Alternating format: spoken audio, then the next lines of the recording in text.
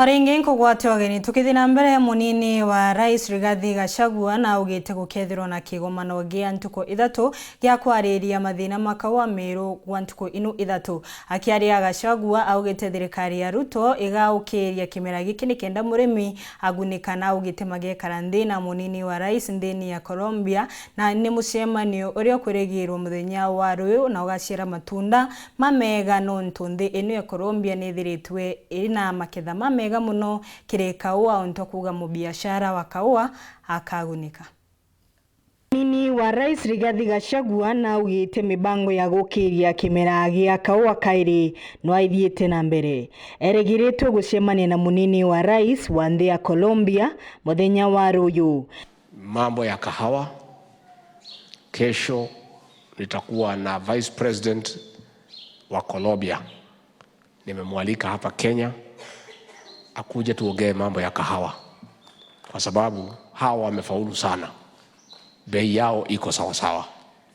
Nagwetete mucemanio wa NTUKU 3 urobangiritwe mweri ututhiete akaunti ya Meru ukethirwa ukithina mbere no ntubwa thina o ino. Mwezi ujao gavana nimeweka kikao cha stakeholders wote wa kahawa katika Jamhuri ya Kenya huko Meru tariki 6, tariki 7 na tariki 8.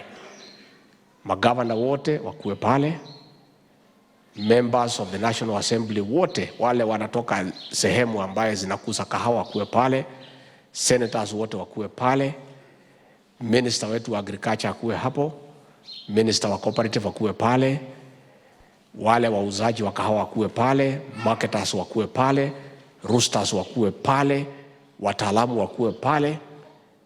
Tukitoka Meru tutatafuta suluhisho ya shida ya kahawa. Agwetete thina ino cia KWARIRIA ibatire kwethirwa ikithirwa na kurugurwa kwa iwanda cia KWARIRIA iria mbinge mwankatha ino. Vile wakulima watapata bei. Hapa kwetu hapa gavana hapa tuko. Factory yetu hapa ya Kaheraini ilifungwa. Ya pale Herega ilifungwa. Ya Ruiruiru ilifungwa. Ya Kabiruine ilifungwa. Ya Kiamariga ilifungwa. Iko deni karibu milioni 80. Na hiyo shida ya kahawa na bei iko kila pahali. Augite akerutaniria banene nikenda murimi ona baita ya urimi wawe na thithino yawe.